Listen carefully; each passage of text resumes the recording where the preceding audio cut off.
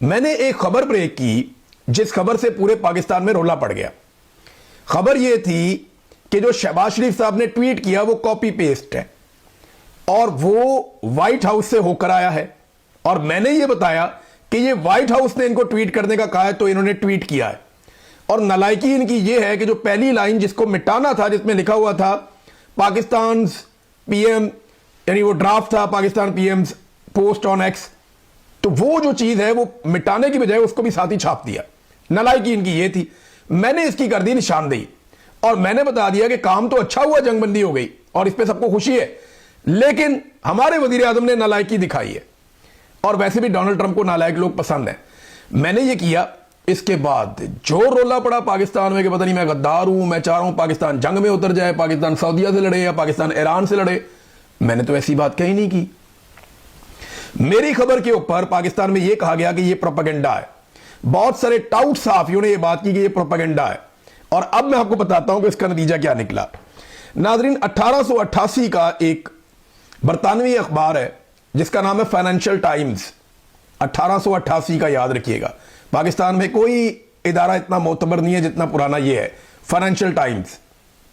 150 साल हो गए इसको। फिर 1855-56 का एक और इदारा है जो अमेरिका में चलता है, न्यूयॉर्क टाइम्स। इसको 250 साल हो गए हैं सहाफत के अंदर। इन दोनों ने मेरी खबर की तस्दीक की है।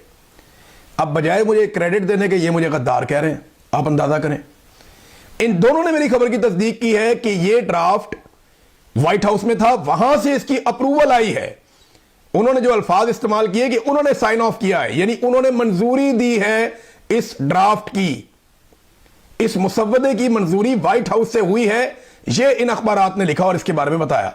दीगर अखबारात ने भी लिखा, लेकिन ये दो बहुत मोतबर है, एक बरतानिया का, एक अमेरिका का। इन दोनों ने मेरी खबर की तस्दीक कर दी। मेरा जो सोर्स था वो पाकिस्तान में था।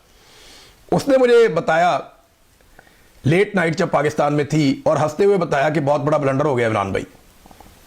तो जो उसने मुझे खबर दी मेरे लिए बड़ी अलार्मिंग थी। मैंने 2-3 जगह पे चेक किया, कुछ डाटा निकाल के चेक किया। जब मैंने उसको थोड़ा सा खबर को मजीद उसकी छानबीन की तो खबर निकल आई।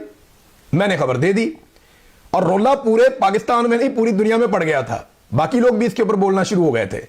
लेकिन जब मेरी खबर की तस्दीक होती है दो मोतबर आलमी अखबारात से, एक न्यूयॉर्क टाइम्स से, एक फाइनेंशियल टाइम्स से, एक बरतानिया का को 150 साल पुराना और एक 250 साल पुराना अमेरिका का, तो उसके बाद कम से कम टाउटों को अब माफी मांगनी चाहिए और यह बात तस्लीम करनी चाहिए। और देखिए, इसमें शहबाज शरीफ के लिए कोई शर्मिंदगी की बात नहीं है। भाई एक बंदा होता है नालायक, बात होगा तो हो भी जाता है, कोई बात नहीं है। पाकिस्तान के लिए तो बेहतर है कि पाकिस्तान को अमेरिका ने रिक्वेस्ट की कि जनाब हमारी जान छुड़ाएं, हम इस लड़ाई को आगे लेकर नहीं चलना चाहते। मैंने इसके ऊपर पहले भी ट्वीट किया हुआ है कि डोनाल्ड ट्रंप की बातों से नहीं लगता कि डोनाल्ड ट्रंप लड़ाई को लंबा लेकर जाना चाहता है। डोनाल्ड ट्रंप जंगबंदी की तरफ जाएगा। मैं ये पहले कह चुका हूं, एक दफा नहीं कई मरतबा कह चुका हूं। चाहे वो धमकियां लगा रहा था, मैंने इस पर ट्वीट भी किया है। मेरा ये अंदाजा था कि ये इतना लंबा लेकर जा नहीं पाएगा, ट्रंप को इस लड़ाई में से हर हाल में निकलना पड़ेगा। अब इंटरेस्टिंग बात यह है कि जिन लोगों ने इसको प्रोपेगेंडा करार दिया, जिन लोगों ने इसको गद्दारी करार दिया, अब वो फाइनेंशियल टाइम्स को और न्यूयॉर्क टाइम्स को भी गद्दार कहेंगे। जाए ना जाकर इन इदारों के ऊपर केस कर दें, नहीं तो हुकूमत पाकिस्तान या शहबाज शरीफ बरतानिया में आके मेरे पे केस कर दें। भाई यहां की अदालतों पे तो इनको यकीन है ना, आए मेरे पे केस करें और साबित करें कि ऐसा नहीं हुआ। करें ना केस मेरे ऊपर यहां पे आके। तो ये कभी केस नहीं करेंगे, ये झूठे हैं, फ्रॉडी हैं। इन्होंने जो सोशल मीडिया का गंद जो मेरे ऊपर उछाला और जो इन्होंने टाउट्स मेरे ऊपर छोड़े, उसके बाद ये सूरत हाल बन गई और अब ये माफी भी नहीं मांगते।